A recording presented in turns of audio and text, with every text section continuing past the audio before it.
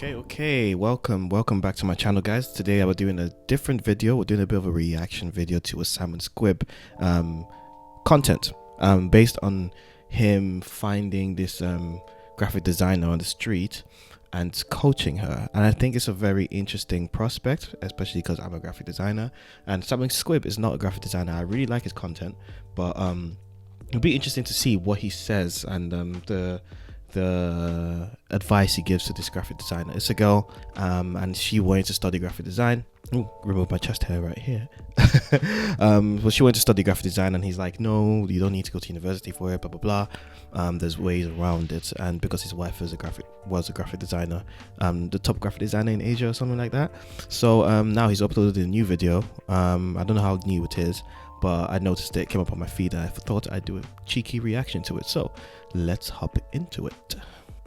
Morgan is about to spend $260,000 to go to university and become a graphic designer. But what if I told you she could save those 4 years of her life and build her business for $0 today? In this video, I'm going to show you the 8 simple steps anyone can follow to build a business starting with $0 and turn it into a cash flowing machine, using Morgan's dream as an example. Let's go. First thing I'm going to say is that when I went to university, it was a kind of a waste of time for me. It's not the same for everyone, but I feel like university was a waste of time for me. It would have been better for me to go get experience. However, structured learning was a good thing in like the first year. I say the first year of university for me wasn't bad. It was actually pretty good. But the second and third year, I didn't really learn much. There was a lot of applications and a lot of coursework, but unless you were really passionate about it, I find like I wasn't really that passionate about it at the time, so I didn't learn as much. Whereas other people, they felt like they learned a lot. Just for me, it just wasn't. It was a waste of time at the time. Then again, structured learning is good, but I was never that good in school either. So maybe that's just what it is.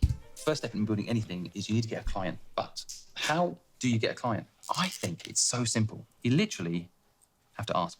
It's not who you know, it's who you ask. And people don't ask enough. So for example, let's say you see a brand that doesn't look good. And I see a lot of brands in LA that don't look good. You walk into the shop and you say, your brand could do with some work. I can fix it for you and it will equal more business if I do. You'll be shocked how many people will say yes when you... That's an interesting thing. A lot of designners are actually introverts, especially me. I'm a huge introvert, and this kind of idea scares the hell out of me. But I've never actually tried it. It's something that I've actually never tried. I've never tried actually walking into something. And a lot of people rely on their friends and their family network to grow their graphic design business, which I say is a huge mistake.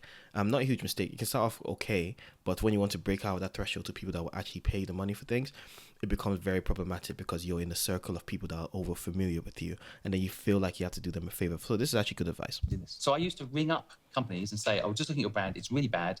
My company, Fluid, can fix it for you. And they'd be like, oh, great. I was thinking we need to do something with it. I just haven't had time to find someone. Come and see me tomorrow and we'll talk about it. So you got lucky, right? But if people This is where you found her. This is what I was talking about. You just have to ask. Now, often asking sounds like sales. People get a bit nervous about sales. But sales is just storytelling. So in your case, I'm a student trying to put myself through graphic design school. I am good. Let me try. If you like it, pay me, right? That's not hard. It's not a hard sell. They say yes, they say no. If they say no, you've got nothing to lose. You haven't. It's an interesting thing because it's like there's a lot of content right now. I'm going to do another video on this, but there's a lot of like I call it like Robin Hood content, where graphic designers see a bad logo or see a bad brand or whatever it is, and they'll redesign it without asking first. Sometimes it works, sometimes it doesn't. I used to do that. I'll see something on the streets and I'll redesign a random business's logo just for fun, and I'll post it online, and it does pretty well. There's some issues with that, but what he's saying is quite common. Lost anything, right? Yeah. But asking is key. The second thing to get a client is ask your network. So your parents, I'm sure they've got a lot of friends who own companies, and you might be surprised to get them. One of them might like you to design their new brand for their new company or update their brand of their company. And everybody has a friend that they can ask that has someone that probably has a company. And so sometimes it's not who you know, it's who you ask. And so your network can also be your net worth, as they say. But I also think more importantly, that network will know someone that could be using your service, right? Yeah, this is very good advice as well. Sometimes we just don't ask, we just don't tell people, we just don't show that we can solve these kind of problems. Again, going to your network is good. But I think what he's trying to get here is that it's not necessarily your parents and your family, it's who your parents and your family knows. So if you ask, then you might be connected to someone that you can solve their problem. It's not a magic pill.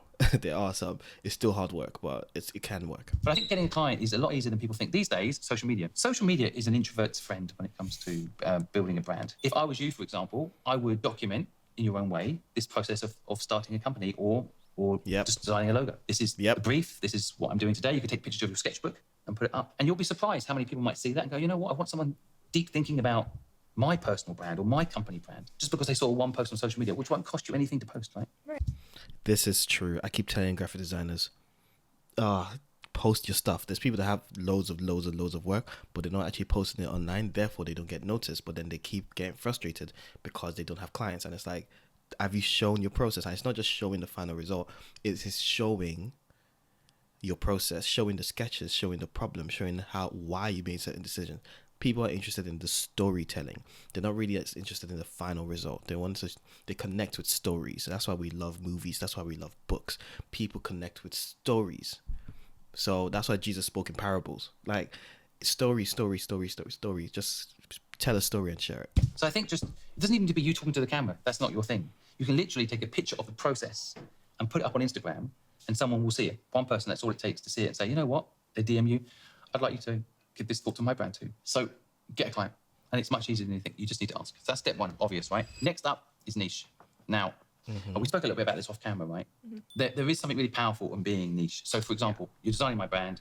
I'm a social media influencer now. There'll be a lot of people that have bad brands and they're social media influencers. So if you get to understand how influencers think, which you're going to have to do my brand, then you can become the expert in branding for social media influencers, which can be very lucrative because people want to know when they pick a service what your expertise at is. Now, there's a lot of people that say they're graphic designers, right? Yeah. Because that means your competition is fast. But then if you say, but I only work on social media influencers, and I only work with social media influencers that have a purpose, that has a meaning, now you've got a much smaller audience size, which sounds bad, but actually it's a much clearer target group. Equally, that target group will get to know you because this person only works with influencers that have a purpose. So this is very true.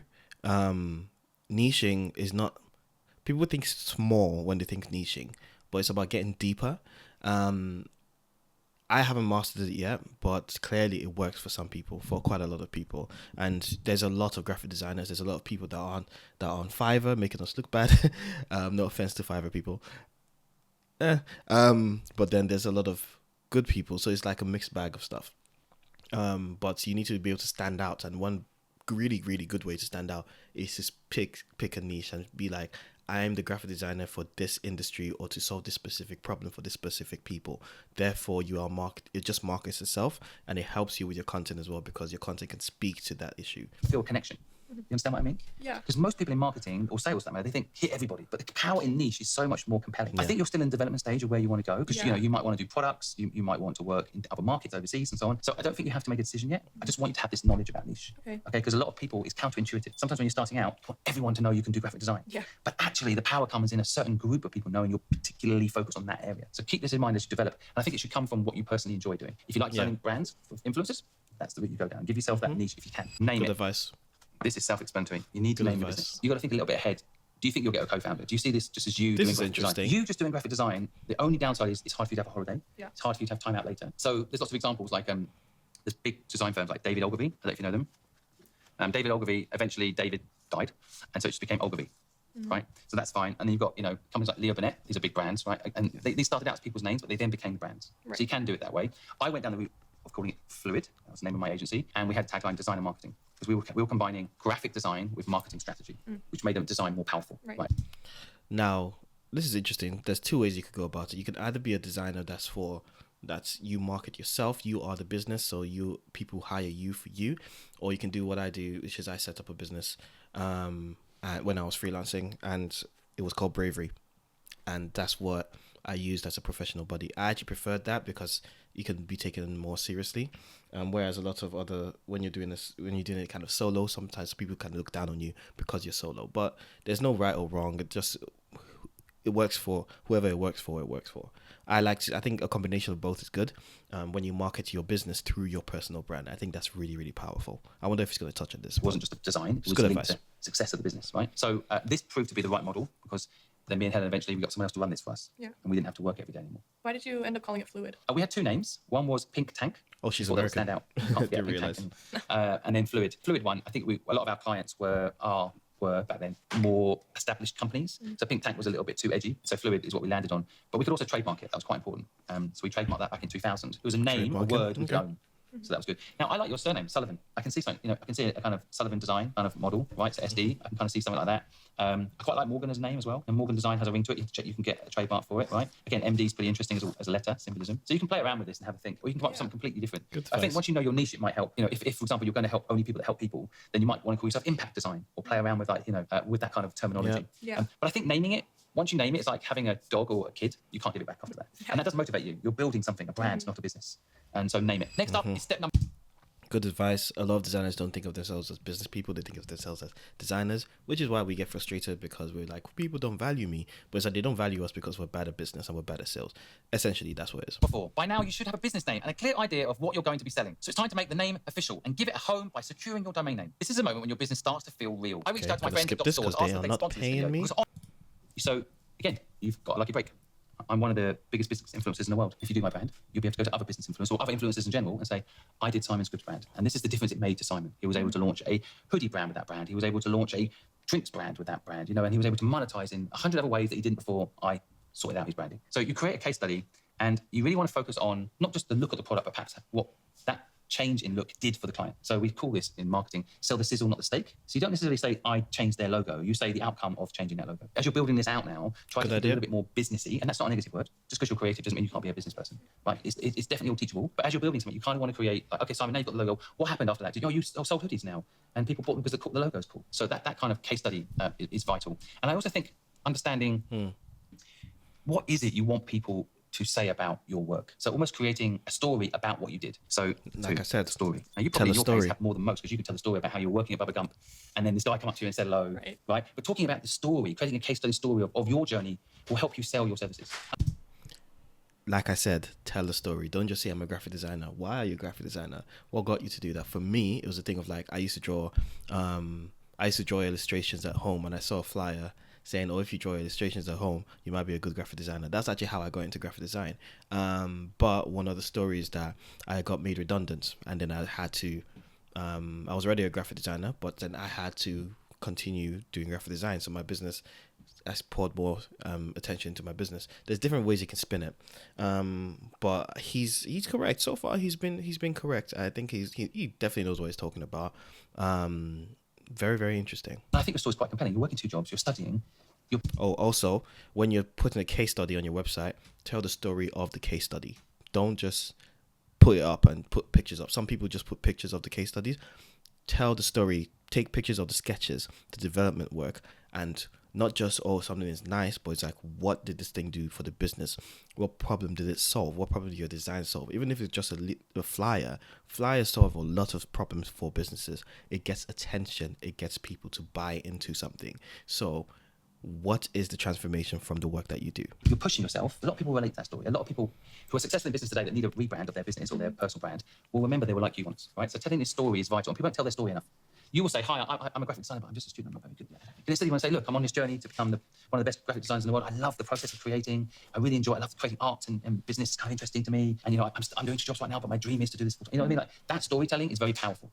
And you need to make sure you build it into your communications. Partners. Whatever you build, you're going to need partners. And there's various different types of partners. So there's this family, is the part I need a lot of work in. Right, sounds like they already do. You sound like you've got very supportive parents, which is amazing. But equally, like I said, if you go down this route and you do this kind of full-time graphic design thing, your parents need to promote you. Your parents need to fully back you, not say, you sure about this? You should do this. They need to be behind you, right? So that's one type of partner, your family, your circle, your friends, right? They also need to back you. And I personally remove people from my life who don't back me. And there are some people out there that are bad influence. Like, come out this weekend, Simon, what's wrong? You're only young. And now I know a lot of those people that were telling me that when I was younger are now working all the hours God sends and they never see their families. Whereas I have my son right here with me right now. Right? I spend my time with my family doing exactly what I love. Because when I was younger, I wasn't tempted by those other people's view of what a good day was or a good week was or a good weekend. Right? I was able to say no, and I made sure I had the right friends around me. And that's not easy. If you're the wrong influence, very easy to stop focusing on your dreams and start focusing on just trying to people please. Right? Having the right friends around you. And then I think a co-founder in business is very powerful. I'll talk about that part, your network. Networking isn't just going to a networking event and handing out your business cards. Networking is actually meeting like-minded people and creating a relationship with them and a friendship with them. People that have remembered me for work are people that I've built a friendship with a lot of the time. There's people that have seen me online and stuff and have hired me, but like generally people that I've made the intention to build a friendship with those people, it's paid off. And it might not pay off straight away, but in the long run, they'll remember you because they have a relationship with you. This is what networking is. And of course, don't hang out with bad people. So again, off camera, we were talking earlier to Helen, right? Helen and I became co-founders in a company together. So Helen was the designer and I was the marketing person. I didn't have her talent and she didn't have my talent. Now, Helen could have learned my talent. I don't think I could have ever learned her talent, but there's an argument. I could have gone to university for 4 years, spent $260,000 US. True. Maybe at the end of it, you could call me a graphic designer, maybe. But I think there's something really powerful in saying, right, what are you good at? List out the things you're good at, things you enjoy doing, and then be honest, listing the things you don't enjoy doing, and then get a partner to do the things you don't like doing. And me and Helen were 50-50. Again, a lot of people tell you not to do this. It's just my opinion. It worked really well. We were equal. If I was 51 and she was 49, I'd have to work a little harder than her, and I'm only 49. A lot of people say don't do equal partnership because what if there's an argument? I want to expand into other markets and you want to stay local in America. Oh, now we've got a problem, right? We're going to have an argument. But frankly, 49 or 51 doesn't make any difference. You're still going to have that problem. You should be planning out together where you want to go. But I think a co-founder is a really powerful way, and you're not alone doing it. So it's something for you to think about. I don't know you really well, but I think generally this is a good thing to think about. Can you outsource the bit you don't like doing? And then, yes, you might have only 50% of the companies over 100%, but it'll be more fun. And it's probably going to be 10 times bigger because you'll push each other and you'll support each other. And you won't give up as easily. If you do it on your own, it's quite easy to give up. Accountability. Very good. Very important. Sometimes we compete with each other rather than collaborating with each other. I think when you collaborate, it just makes life a lot easier. So if you're a brand designer but you don't like doing websites, collaborate with a web designer and create a package from that. Or if you don't like copywriting and you're a web designer, partner with a copywriter that can help with the copy of a website or the copy of the marketing and stuff like that. You just have to think outside the box here, but collaboration is always better than competition, I think. Right. Next up, when to quit your job. Quitting your job when you have 2 jobs and you're studying is going to be hard. Yeah. All right. The number one advice that I'm going to say is get your costs down. Getting your costs up will Yep. trap you. The more money you spend, the less you have free time. So whatever you spend money on means you have to work another hour at the restaurant. Yeah. Right? You could be tonight working on the brand, and then next week you'll be launching the brand, and then you get a new client. But instead you have to go to the restaurant and do a 9-hour shift tonight. Right? So, and I totally get it. I think I was there as well when I was your age. But I think, getting your costs down and then try to figure out how you can gain back time. Right? Every 100 quid you save is a whole shift a day you don't have to do. Yeah. Right? So get your costs down. I think the other way is build a little income stream. Now, I think social media is totally undertapped. So people think so many people on social media, oh my God, Absolutely. I don't know a single person on TikTok documenting their journey of becoming a graphic designer. I don't know anybody. I don't either. So that could be you, Yeah. right? And that could make you money. Yeah. And that could be making you $20 today, $30 tomorrow. If Yep. you go live on social media here, like I'm live, people can give gifts on here. So I haven't checked this live, but I often end up with $50, $100 of gifts every day. Wow. I give that money away, that's my decision. But you could be putting that money in your bank. So you could be literally designing Absolutely. your project now, going live, and making money on that live. The other thing is save some money. If you can save yourself 2 weeks worth of your 2 jobs, that's 2 weeks of freedom to work on building this out. So every time you work a shift, I kind of want you to realize every time you spend that money, you restrict the amount of time you can spend on being focused on your dream. So save money. This is really important. I want to talk about the money bit. Financial literacy is really important when you're a graphic designer or you're a creative, because sometimes we undervalue ourselves so much that when we finish the project, we don't actually have money at the end of it. And it's just like, why are we doing the projects? Our rates need to reflect the life that we're living, but we also need to be frugal and make sure that we're not spending all the money, because the tax man is going to come for you, for one. And secondly, you need to have a life as well. You need to not blow the money, but you also need to have a healthy life where you have the balance between enjoying your life and also saving your money or putting it aside. Financial literacy is really, really important here. And also just a life skill, being frugal, learning to be content and not blowing your money is a very, very good life skill. So I think that's really, really good. And also, there's no one documented the journey. I've been thinking about going live when I'm designing something, so I think social media is still very untapped as a graphic designer. Everyone's copying each other, doing the same kind of content, but there's so much more that we could be doing. So you touched on that really well. No, it's hard when you're young because you're like, I'm working 2 jobs, I'm studying, let me just go out and have a meal with my friends. No, I'm thinking about all the Taco Bell I've bought. Yeah, exactly. Then the guy at Taco Bell is sitting on the beach somewhere, laughing his head off. One other thing, look at your monthly costs. Let's say, for argument's sake, I'm probably going to be way off here, but let's say your monthly cost is $2,000 a month. Let's just say you somehow get a little bit, let's say, social media income, and you get 1 client, and you can get this down to $1,500. In other words, you've got 500 coming in. You look at how much time you're saving, $500. You can put into making more money. It's self-fulfilling, you see. Basically, what you want to try and do is save enough money to give yourself 3 months. I can almost guarantee, if you're full-time for 3 months on graphic design and you follow the things I just said, within 3 months, you will be earning $2,000 and you don't need to go do those 2 jobs anymore. And you can be doing what you said your dream is, which is graphic design. Service business is like the best business in the world. Now, one thing I'll quickly tell you, cash flow is very important so you can quit. Yeah. So let's say me, right? I'm your client. I paid you in advance. People should pay you in advance. The normal model that I think everyone should understand is the 50% model. So normally, let's say you say, Simon, design your brand is $5,000, let's say. But I'll take $2,500 now and then $2,500 when it's finished. That is very normal. Now, if you get paid $2,500, now you've got more money than you were in your job.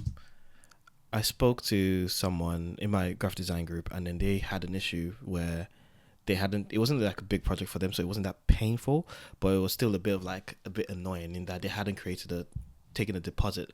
Always take a deposit, 50% at least. And if the project is actually quite a cheap project, take 75% or take full payment up front, because you put yourself in a trap where you start the work without getting payment. You're doing work for free.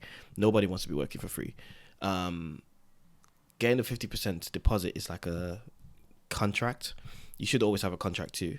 But when you're receiving money from someone and someone's giving you money, you're both in this agreement that you're expecting something, and you're expected to finish the work, but the person is also expected to stick around and not run away. You see what I mean? And not change their mind, because what happened with the person in my group is that the person changed their mind about the project and they hadn't collected a deposit or anything. So the person just went off. He's done work for them and they've just inspired, giving them like free inspiration for the next designer.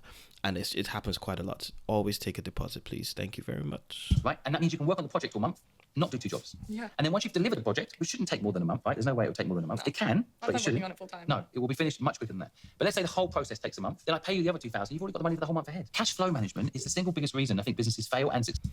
Absolutely. I interviewed someone, what was her name? Crystal McGilvery, when I had a podcast. She's a very, very good financial advisor.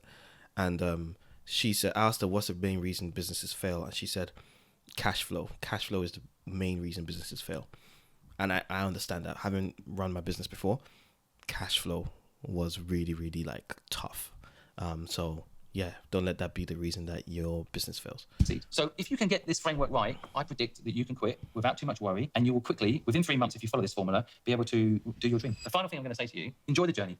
Okay, because my favorite time in my life was when I was building the company. Very when important. I sold it, don't get me wrong, that was an amazing thing too. But I still often, the thing I remember is not when I sold it, it's when I was building it. Yeah. It was really fun to be learning all this stuff that we're just talking about here. But the one big thing that if I go back to my younger self, if I went back to you, knowing what I know now, purpose is the word I'd add into the business. Again, I was saying earlier, maybe you pick a niche and the niche is you help influencers that are doing good. But purpose, what is the reason for making the money? It can't just be that you enjoy the graphic design, which is perfectly fine, by the way, but I think it's something extra. Maybe, for example, and this is the wrong example, but let's say you allocate some of your profits to funding something that matters to you, or you decide to take on at least one pro bono project a year that is redesigning a charity and helping them be more successful. I'm just picking stuff up. Yeah. You have to dig deeper. Where your pain lives is where your purpose lives. Yeah. So whatever your pain has been is where your purpose lives. It could be, by the way, that 5 years' time when you're Good successful advice. graphic design agency, you go back to that student who couldn't afford to go to university and you do what I'm doing for you here. That'd be really cool. It might be that. I think you have to go through the process. But I wish someone had just talked to me about this word. It's not some fluffy, Purpose. frilly word. Purpose helps you get through it because it's not easy building anything. It's not easy working with someone either. You've got 2 jobs. Is it easy working with those people? No. Of course not. Working for yourself or working for someone else, they're both hard. But purpose helps you get through it. Yeah. So it might be something, as you go through these steps I've just gone through, at some point you want to add purpose into your business. If you want to follow Morgan and her journey, I'm going to put her social media. That is a good video. I'll just talk about the purpose piece. Your pain is your purpose. I think I'm going to remember that. Your pain is your purpose. So there you have it. Like you need to also enjoy the work that you do. And if you don't enjoy it and it doesn't kind of give you kind of some kind of reward emotionally, it just becomes very long and arduous and you just don't really want to do it. But he's giving some very, very, very good advice here. If you go and rewatch the video, I think it's worth rewatching, worth saving, because it's a very, very good video for someone that's starting out in graphic design. It'll be interesting to see where her designs take her.